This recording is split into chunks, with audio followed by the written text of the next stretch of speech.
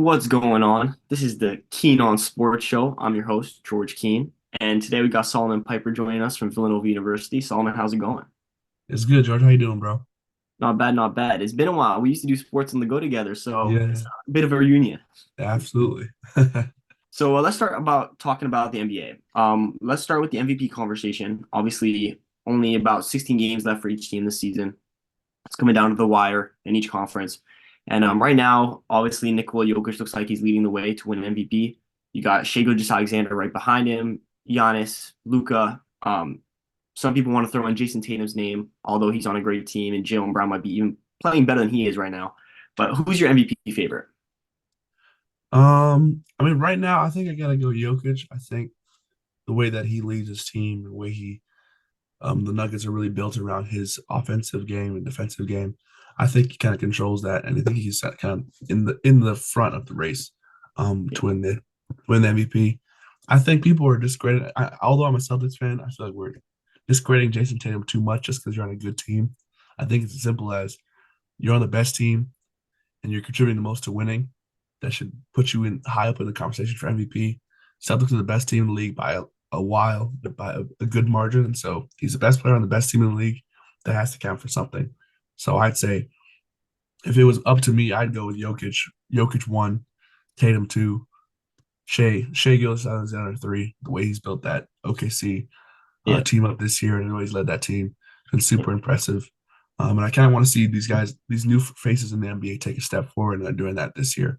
But I still got Jokic number one. I think he's going to win it. But if it doesn't go to him, I like Tatum or Shea. It's my two and three.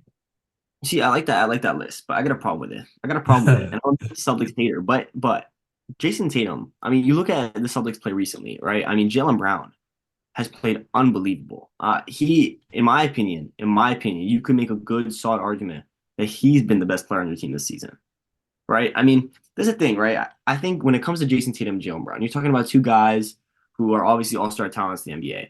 I think Jason Tatum gets a lot more recognition. Obviously, Jason Tatum had the big game seven last year against the Sixers. Obviously, hurt my soul. But Jaylen Brown this season, I mean, he just dropped a couple of 40 pieces, one against the Suns, one against somebody else. He's playing out of his mind right now. So how can you make the argument that Jason Tatum, like how would you sell that to somebody? How can you tell me Jason Tatum is the most valuable player when he might not even be the best player on his team this season? Well, look, I think if we look at kind of what the team looks like without Tatum and Brown, in their own respects, I think the team without Brown as constructed, we might not be as good, but we're still a contender. I feel like without Jason Tatum at the helm for the Celtics, we're a lot worse than we currently are. I feel like we're built the team on the Celtics is built around Jason Tatum Yeah, as an offense. When it comes down to those last second shots, in games in the fourth quarter, we're gonna go to Jason Tatum. We're winning games because of Jason Tatum. We're winning games because of Jaylen Brown and Drew Holiday and Kristaps as well, not just because of Tatum. But he is the leader of the team. Everyone looks to him. He is our number one guy. He's the guy that we trust to take that shot in the final quarter of the game. And I love Jaylen Brown. He's a great player. He's a great second option, and that's what makes it so great. Is because we have two almost MVP caliber guys, but yeah, because we have that one leader in Tatum, who we can rely on when it matters the most. I feel like he deserves that credit to be that number one guy, and therefore he's the one who's contributing that most to winning. Um, I think when it comes down to like MVP, yeah, like I said, we're the best team in the league, and we got the best player, one of the best players in the league, leading us at the helm. So yeah. I love Brown and I love Tatum, but I think Tatum's going to be the guy who we're going to rely on, who contributes the most to winning for our team. And because he contributes the most to winning for the best team in the league, that should at least put him in that conversation for MVP. Not to discredit Brown, but I think that's why Tatum kind of takes that edge over him. Yeah. No, I mean, I think you had a good point. I mean, for me, I think right now I have to go Nikola Jokic, number one. As much as it hurts me to say that, because obviously Joel Embiid, man, Right. definitely could have been back to back had he not got hurt. But that being said, obviously I think Nikola has to be number one. He's playing out of his mind right now. Nuggets are on a roll. I like Shai Gilgeous-Alexander. I think for Shea, he's contending for the number one seed in the West in a very tough Right. conference. And the dude's playing out of his mind with a very young team. There's typically, you come into the league and some guys get to like learn from other people, other players on their team, on their roster who've been veterans. And the Thunder don't have that. They didn't have that when Shea got there. PG was traded away. Westbrook was no longer there. There was just a lack of veteran presence. And I think Shea, like, you got to get some credit for that. He's taken a team who's super young, a coach who had never had a head coaching job in the NBA, and just absolutely taken off with that team. So I think Shea is number two for me. I don't think Giannis is number three. I think number three could be a toss up. You got Luka in there, maybe Tatum, um, some other guys, but yeah, I think right now it's Nikola Jokic's award to lose. Yeah. But talking about the Nuggets and the Celtics, uh, obviously season's coming down now to a close. Nuggets seem like the best team in the West, trying to defend their title. Celtics are definitely look like the best team in the East. Who who can contend with the Celtics? We'll start with the Celtics in the East. Who Yeah. can really take them to a 6 or 7 game series? Obviously, you got the Bucks in there, Cavs, Knicks, 76ers, obviously with a huge asterisk if Embiid's healthy. Right. But like, who can contend with the Celtics and who can possibly knock them out? Well, look, I mean, no bias intended, but I feel like it's going to be tough for any team in the East to really take down the Celtics. Yeah, I feel like the Bucks have a chance just so they got that offensive firepower, but this year their defensive cohesiveness has kind of been lackluster, and I really don't trust Doc Rivers when it comes to coaching a playoff series and really getting a win on Game 6 and Game 7. Um, but I think you can't discredit Dame and Giannis. I think that would be unwise to do so. I like the way the Cavs have been playing. I mean, they were the ones who stopped Celtics' 15-game win streak earlier in this year, a couple of games ago, actually. I think they've got a solid roster, but I think they're a bit too inexperienced and a bit too fresh to really take down the Celtics. So I'd yeah, say they pose a semi threat, but not a full threat. Um, yeah, I think generally it's unwise to discredit anything that the Heat do. I know they haven't looked amazing, but they haven't looked amazing in the regular season in years past, and have somehow found a way to make it to the finals or the yeah, conference finals every year. And I feel like I trust Jimmy Butler come playoff time more than most players in the league. Although I hate the Heat, I could see them giving us trouble for one reason or another yeah, when it comes to a 7 game series. But I do feel like this year we have that different level of firepower and offensive and defensive cohesiveness that most teams just can't keep up with. I think that 5-man starting lineup of Holiday, White, Brown, yeah, Tatum, Kristaps, it's going to be hard for any team in the East to really put up a good fight against. I'd say if you give it the best chance, it's probably the Bucks. Then I would go with the Heat. I think the Sixers are just a colossal mess, and I have no faith in them. I have, especially if Embiid's out, I have no faith. I have zero faith. yeah. If Embiid's there, I have like maybe 5 or 10% faith that they can make some noise. Yes. But I would say I'd go Bucks, then Heat, and then maybe Cavs, Sixers. We'll see. But I think for me, you can break the Eastern Conference into tiers pretty well. I think the Cavs, the Knicks and the Cavs are in a tier below what the Sixers, Bucks, and Celtics can be at their best. At their best, I think those three teams, and I think the Heat you can toss in with either group. It really just depends on the Heat you're getting. Right. But I think I don't trust the Bucks. I don't trust Doc Rivers. I don't see them winning the East. I just don't see it. The Cavaliers last year lost 4-1 against the Knicks. So I Yeah. don't know how you can, with a team that's slightly around the same level of talent. So I don't see how I can pick the Cavs to come out of the East. So I scratched the Cavs. I scratched the Bucks. The Knicks, Randall's injured. They don't have a number one championship superstar player. I love Right. Jalen Brunson. I love Jalen Brunson. Go He is Cats. a baller. He's a baller. He's a baller. Listen, yeah, Villanova star. He's a Yep. baller. Okay. But the reality is, it's sort of like Jimmy Butler. The Heat keep getting in the finals. I don't see Jimmy Butler ever winning a title in Miami, but with him as the best player, like he can get you there, but you're not going to win it. I don't see Brunson being able to win a title as being the best player on a team. I just don't see it. So I scratched the Knicks. That leaves you. That leaves the Celtics as the favorites. That leaves the 76ers with a big question mark. Now the Sixers last year took Celtics to Game 7.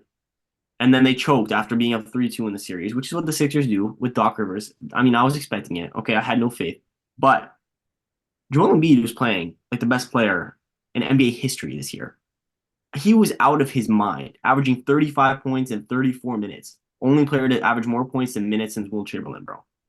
So look, the Sixers look horrible right now. They've lost 17 of their last 24 games.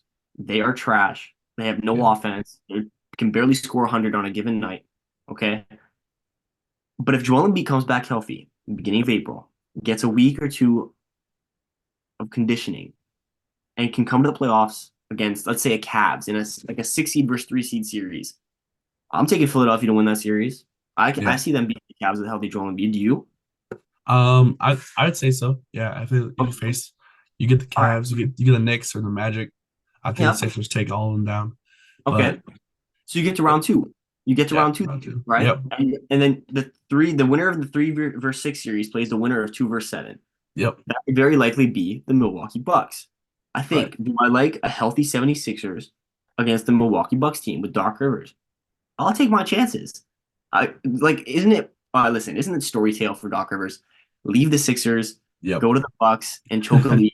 I mean, it just makes too much sense to me. So I'm taking the Sixers in a series against the Bucks. I mean, can they stop Joel Embiid? Who's stopping Joel Embiid? Brook Lopez? I don't think so. Yeah. I don't think so. So let's say they get past the Bucks, right? And let's assume the Celtics will win their first two rounds, which they might have to play the Heat in the first round, which would be a really good series. But let's pretend the Celtics win that. You get the Celtics Sixers Eastern Conference Finals. Embiid's now had two playoff series under his belt. His conditioning's back, looking good, feeling good, as long as he stays healthy, which is obviously not a guarantee. But I could see a 6 or 7 game series. I could see it. Am I delusional? Somewhat. Yeah. I think okay, I think the Sixers have the pieces to get where you're going.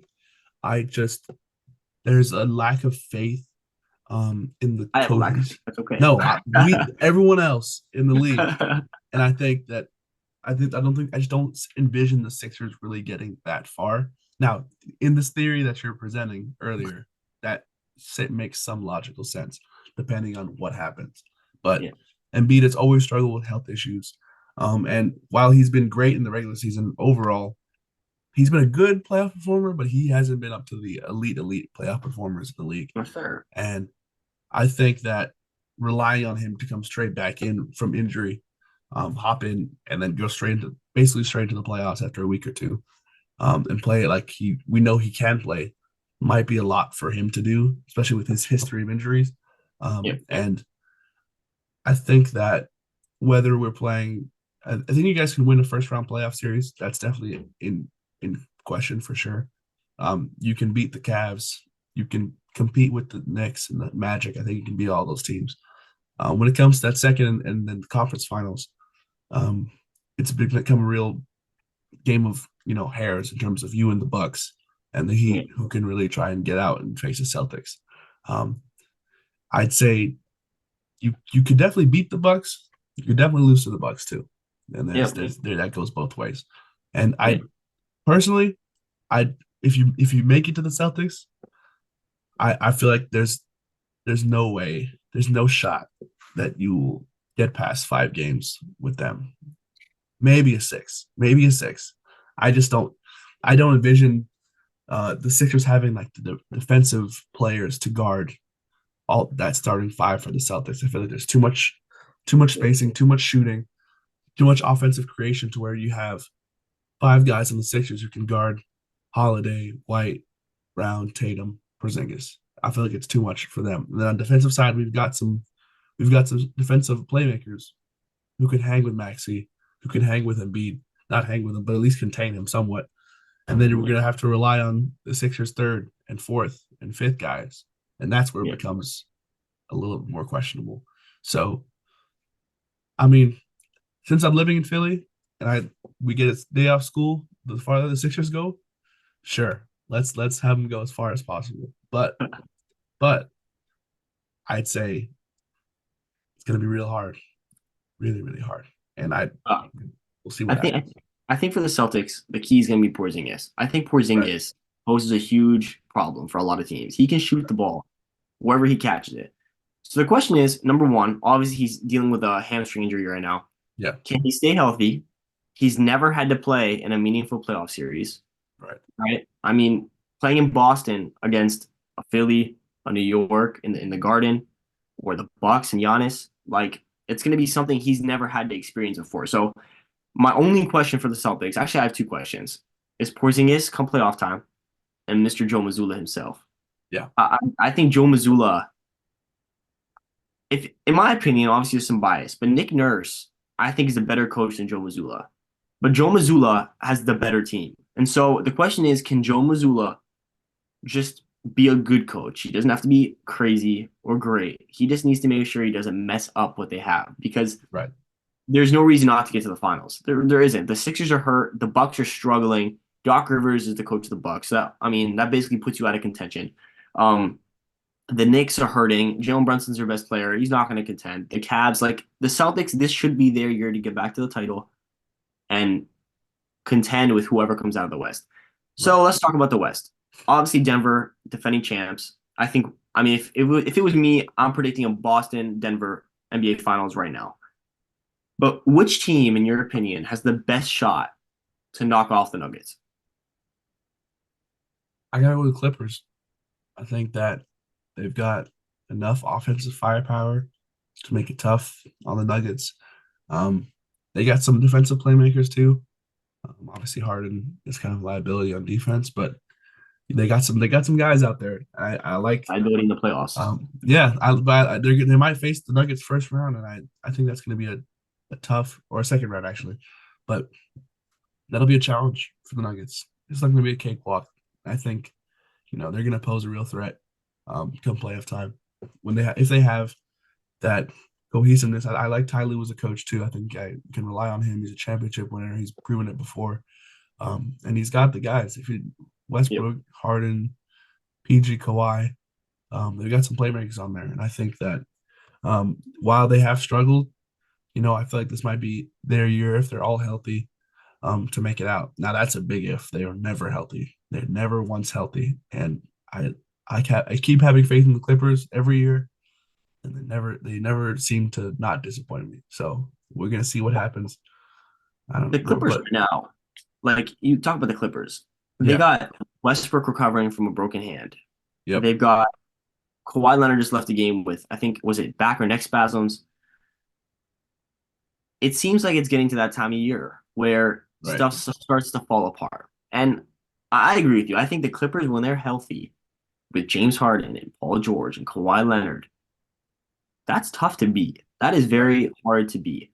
yeah, And so if they're healthy, I think they can contend with the Nuggets.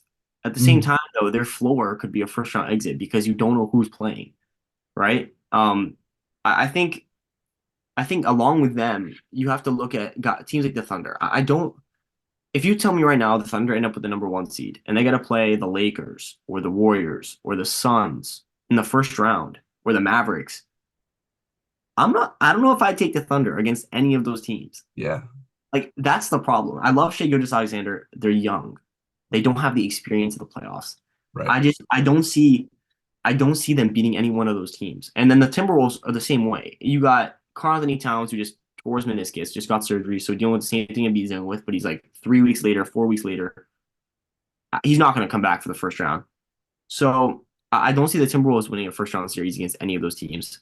yeah, So again, you're probably looking at potential semifinals between with the Nuggets in there, the Clippers in there. If everything goes the right way, maybe the Suns, maybe the Lakers. So, but I really, the Lakers can't beat the Nuggets. They've lost like I don't know how many times in a row to the Nuggets. They got swept last year, even though every game was close. yeah, The Suns, I don't see beating the Nuggets. There's just a level of inconsistency defensively. It's just not going to happen. And plus, Beal, Booker, and Durant have barely played together this year. I mean, they're probably in the 20s worth of games they play together. right. So I just don't see it. So the Clippers, if healthy, I think they have a shot. But is it do you are you picking the Nuggets right now to get out of the West? I'd say they had the best chance. Yeah, I'd probably pick them as of this moment to get out. But I think it's a lot less clear than the East. I think that the way that the volatility in like the play-in tournament could change a lot of things. I think although the Suns and the Lakers and the Warriors haven't looked great, they have the pieces to make it kind of far Yep. in their own ways, which is weird to have 7, 8, 9 seeds Yeah. have a chance to make it to the conference finals or even the finals, but it's possible. It could happen. And I Miami think, way. yeah, exactly. Yeah, it's very possible. I think in the West, I could legitimately see at least like 6 or 7 teams make it to the conference finals, but I think that the Nuggets are a little bit ahead of the pack. I think it's Yeah. them, and I think it's everyone else trying to figure out how they fit, from 2 to 7. So it's realistic, but I'd say the most likely, thing that happens is the Nuggets getting out, and I'd probably pick them to go out. So then, who would you choose as your dark horse from one team in the entire NBA who, if everything goes perfectly, could make a run and win the entire thing? Who's your dark horse? Oof, that's a great question. Um, it's a great question. I think maybe if all goes well, the I think I like Lakers, where this is going. the Lakers, the Oh, Lakers. no. Okay. I think I think I could see that happening. I could. if all goes well, if everyone's healthy, start playing well. Lakers last year they started to gel right at the right time. They Yeah. came in, they got a good first round win. They came and made all the way to the Western Conference Finals. They struggled against the Nuggets, but it's LeBron, it's AD, it's Yeah. the pieces around them. D'Lo's looked great recently. Um, I think that they've got guys who, on paper, seem like they will be able to make it somewhere far. And I think that I trust LeBron come playoff time. It's a matter of who I trust amongst Yeah. these players in the West. I trust LeBron. I trust Steph. I don't trust players like Devin Booker. I don't trust players like Rudy Gobert on the Timberwolves. Kevin I Durant. don't I don't Kevin Durant. Yeah, you could, yeah, maybe that's a maybe. But I don't trust Kawhi. He's injured way too often. And so if you look at people who could pose a threat to the Nuggets and then potentially take them down, who better than the King himself, you know? So, I like that. I like that pick. I like that pick. But obviously, I'm going to go with the Philadelphia 76ers. of course you are. Let's think about it. They're the team in the entire NBA right now that's missing their best player, the MVP. If he comes back healthy, I think no one has any idea how far they can go. With a new coach and Nick Nurse, who's much better than any coach Embiid's ever had. Tyrese Maxey's playing unbelievable basketball. They have a plethora of role players. They have so many guys who can score. Oubre, Tobias Harris, I don't want to talk about because he has been horrible. But when Embiid gets back, he'll have a little bit less pressure on him. Maybe he can get back to himself. Batum, Oubre, you got Buddy Hield from a trade. That's a great pickup. You got Cameron Payne, who's balling out right now. Like you have a lot of guys who can come in and play. So Paul Reed off the bench. So hopefully Embiid comes back healthy. I think they're a huge dark horse. I don't think anyone wants to see the Sixers with a healthy Embiid. That's a tough cover. And if the Sixers can get healthy at the right time and close out the season and hopefully not fall too far below 7, 6, they might get an 8. You But guys are right now. yeah. So So, hopefully I'm hoping Embiid can come back first week of April and they can go on a 5 game win streak to close the season against weak opponents. But we'll see what happens. But yeah, I think Celtics Nuggets are on a crash course to get to the NBA Finals right now. And I'm right. hoping the Sixers can nudge the Celtics out, but it seems very unlikely at this point. But let's move on to college basketball because tomorrow is Selection Sunday and March Madness is right around the corner. And there are a lot of teams trying to win this title. Yep. It's So, true. Solomon, I want to Yeah. ask you, who is your favorite after UConn won last year? They lost a lot of players, but they're still up there at the top. Who is your favorite to win men's March Madness? It's a great question. Um, Look, there's a lot of really good teams. I feel like I could envision a lot of teams winning, and I wouldn't be too surprised. Last year, it was a 4 seed in UConn who took down everybody else. Um, if you had to give me one team to win everything, I'm just looking at all the teams here. Um, Gosh, I'd probably go with UConn again. Go back to back. I've seen them play all season as a Villanova fan, and I've seen the way that the team runs together, the way they revolve around Newton, Klingon, the players they got, the coaching they've gotten Hurley. I just feel like they're very well prepared. They're Yep. ready to go, and I think they're a little too dominant to really lose right now. I like the Yep. way a lot of these other teams are playing. I like UNC, I like Tennessee, I like Houston, Purdue. But I feel like when it comes down to it, UConn has got the squad to win it again, and I can't see a lot of teams really beating them. They've had a couple losses here and there, but I Yep. feel like they're the strongest team coming in. I haven't trusted Purdue in the past, and they've always found a way to make a first or second round exit for Yep. reasons unknown to me. Houston finds a way usually get to the Final Four at some point. Um, UNC, when they've been good, they don't make it far. When they've been bad, they make it far. Yep. We'll see. I like the UNC team a lot. I like Yep. Tennessee a lot. I like a bunch of the teams, but right now, I trust UConn. As much as I hate to say it, I hate UConn with a burning passion, but I feel like they have a good chance to win the whole Natty. I have to agree with you. I think UConn is perfectly set up to go back to back. Uh, they've had a great year so far. Every year, as I'm filling out my bracket, I'm sitting Mhm. there and I'm picking Houston to go all the way and win for the last 3, 4, 5 years, and it never happens. Never So happens. I just don't see how I can pick Houston to win again. You know what's probably going to happen is I'm probably going to pick UConn to win, and Houston's going to end up winning this Yeah. year. I'm going to be like, well, look at that, 5 years in a Yeah. row, Houston. So I like UConn. I think Houston has a shot as always. Purdue, I just have too many questions. Zach E's a great player. I think Right. he's one of those guys that he's going to go to the NBA, sort of like Luka Garza was in Iowa. Go to the Yeah. NBA, and the skill set doesn't really translate over. You know, the size, Edie, obviously he's a big man, but Right. you can say that with Boban too, right? But the reality is if you're not athletic enough, not fast enough, not like agile enough, you're not going to have a long NBA career. So Right. I don't see Purdue winning it this year. North Carolina is always dangerous, and they're a great team, great coach. Yep. But I have to say, I think UConn. Yeah. It's hard to go against them right now. I think UConn has a really good shot to Yeah. go back to back. How about the women's side of things? Caitlin Clark has been unbelievable, Right. unbelievable. She's had a record-breaking season in so many different facets. Do you think Iowa is the favorites to win, or do you really think it is South Carolina, who has had yet another undefeated season? It's tough. I mean, I love Caitlin Clark. I think she's an insanely good hooper, and she's got the skills to really make it far whenever she gets to the WNBA.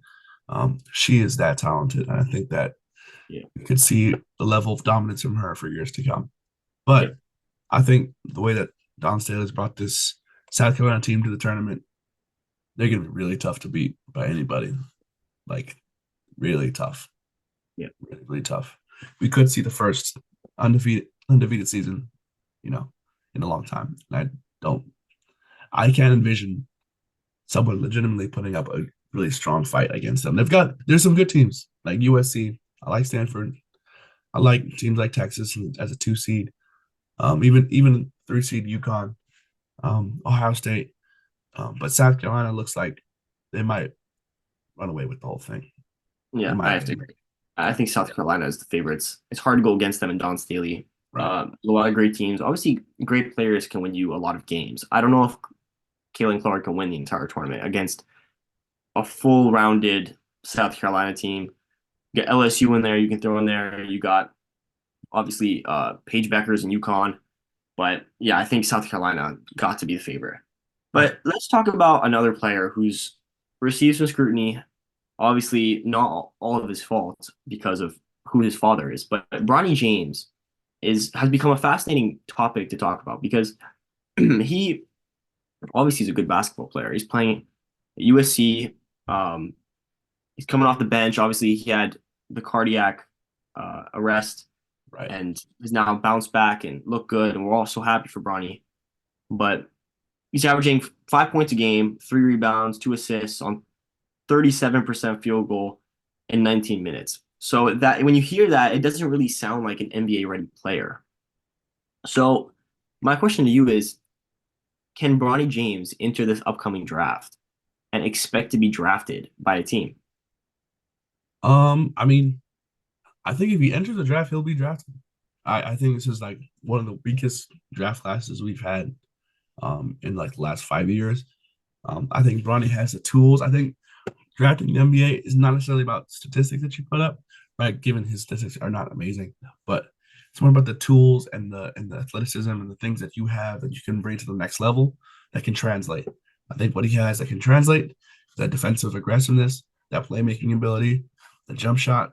Those things are going to be important. He's not going to be LeBron in the NBA. I don't see that being possible, but he could be a contributing role player off the bench for a team.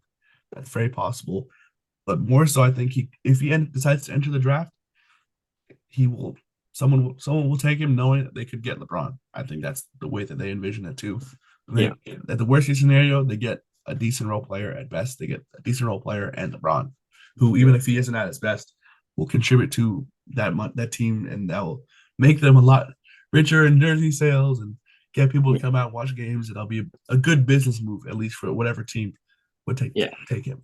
But for him, Bronny personally, if I was him, I'd stay another year, try and build up my skills, yeah, try and get more playing time, get better stats, and it probably won't hurt. He just came off of that cardiac arrest, like you said.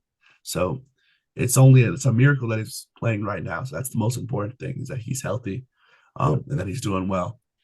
So this draft stuff comes secondary to his health. So yeah, at least he's out there on the court doing what he loves. That's the most important thing. yeah, But if I was him, I'd try and but Mace to stay another year at USC. You got some yeah. talent around you. Go out there, have fun next year, build up your draft stock.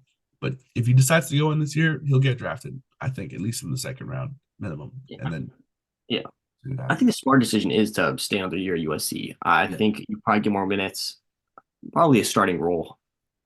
More teams will be able to see what you're about. You can, showcase your talents to the world a little bit more. I think I think part of the issue is LeBron James's age, and if Bronny decides to stay another year, is it a balance of maybe are they both thinking about, oh, we want to play together? Should I go this year, right? Even though maybe I'm not the most prepared, is LeBron getting a little bit old? Will he be able to play with me if I don't go to the NBA this year? So I don't know how. Obviously, no one knows how much they're thinking about that. I think LeBron has a desire to play with Bronny. I don't think it's the end of the world if he doesn't, and I don't know how much Bronny cares about playing with him, but. I think the smart decision for Bronny probably stay another year at USC, build up some more confidence, work on your game, then go to the NBA. But yeah, I think he gets drafted. But I do think when teams are looking at him, they're probably thinking, okay, is it a package deal? If I draft Bronny, will LeBron follow? And obviously, again, LeBron is not the type of guy who's going to be able to lead your team to a championship at the age of 40, 41. Probably not. But sales, media attention, right. fan revenue, you're going to bring a lot of attention to your city. So a team like Charlotte, who stinks, they get Bronny. Maybe LeBron goes to Charlotte, plays with Bronny, right? And so they put them back on the map for a couple years, and then they get bad again because LeBron's Yeah, gone. But yeah. I mean, here's the thing, but also think about it this way: if you get a team that, let's say, Bronny gets drafted in the late first round, early second, something like that, that's pretty much any team can take him by that point. you know, I could see maybe a team like maybe if Bronny gets drafted by the Cavs, he goes plays on the Cavs bench. You add LeBron in as a small forward, put Donovan Mitchell on that team. He doesn't have to be that number one offensive you option. You can give it to Mitchell. know, What happens then? What happens if he gets drafted by a team like the Warriors true. or the Spurs Yeah, with Wembanyama or all these multitude of different teams, the Celtics? What happens then? The Sixers, yeah, the Bucks, all these different teams in the late first round yep, or the early second round. If they take Bronny, not only are they contributing to their own team, like their future with a potential helpful role player in the future, but to add LeBron in in the starting lineup, maybe that's not as a one or not even as a two, but yeah, the third or second or third option, that puts your team in a great position to win a championship. That's if you get LeBron, though. That's if you get LeBron, and then no one really knows what's yeah, going to happen. But if you get LeBron, that becomes huge for your team. yeah. I mean, I think Bronny at his ceiling could be a Drew Holiday type player. Yeah, Really good defensively, can average you 15 points a game at his best. And he can be a really solid role player. I don't know if he's an all-star ever gonna be an all-star in his career. But again, it's unfair to compare yourself to LeBron, who's had the most all-star nods in NBA history. Yeah, So, and I think it's as much of a blessing it is to be LeBron's son. It also comes with some things you burden. got to deal with. Yeah, So yeah, burden. So I think Bronny has a bright career in front of him. Whether or not he decides to go into this draft or next year's draft, he's got to figure some things out. But I think he can be a really good role player in the NBA. But sure. you kind of Yeah, gave me. I just want to ask about one more thing because it kind of came on my mind as we were talking about this. I want to talk about Trey Young real quick because you mentioned Wembanyama. yeah. Trey Young, maybe he leaves. Maybe he gets traded this summer. Isn't in Atlanta no more. Um, what would a Trey Young and Wembanyama pairing look like? And is that a pairing that could win you a championship down the road? Ooh, well, I think that'd be first just from a viewer standpoint, as an objective fan. I think that'd be a lot of fun to watch. I think you can imagine a Trey and Wemby pick and roll, Yeah, um, involve a lot of lobs, yeah, a lot of open threes. yeah, As I honestly wouldn't know how to perfectly guard that if I was a defensive team to scheme for a pick and roll between Wemby and Trey, because both was that provide such a threat. Both from the 3 point line, but from the paint too, yeah, obviously with Wemby. Um, that'd be dangerous. I think it'd be dangerous offensively. Wemby's got the skills defensively to really anchor a team as well. Trey obviously has kind of a defensive liability, but you can surround him with defensive playmakers, and that might be an issue that's not as pertinent. So I'd say that that would be a really scary team to see. Um, yeah, Contenders in the West, I think right now anything's open. Like the West is not set in stone like it was when the yeah, Warriors were dominated a couple years ago. yeah, Anyone on any given year in the West could probably assemble a really good team to win it all. You know, yeah, it's possible. It's very possible. So yeah, I wouldn't discount the Spurs if they decided to go out and get Trey Young, and then if you're able to keep pieces like Keldon Johnson, and Devin Vassell, a couple other good defensive 3 and D wings who can yeah. use you can surround between Trey and Wemby. It's possible. I I I wouldn't discount it out. I think it's realistic that he can make a run. I think that would be really fun to watch. Yeah, Trey Young and Wemby, one guy's super short, will shoot deep threes, and the other guy can stand right under the basket and just dunk yeah, it while standing. So yeah, that would be really, really fascinating duo to see play because you know what? I'd be interested to see Greg Popovich coaching Trey Young because Trey yeah, Young is all about drawing fouls and shooting deep threes, and I'd just be interested to see how Pop and Trey's relationship would build because Trey's like unlike any player Pop's ever had to coach. So, right. but I guess we'll just have to see what happens. So I think the Spurs have a bright future though with Wembanyama. He's already gotten so much better this year. He's gonna win Rookie of the Year most likely. So we'll see what's in store ahead for the Spurs. But that's all we got today. So I really appreciate your time, Solomon, and hopefully I can have you again on the show. Absolutely. Thanks for having me. All right, guys. See you next time.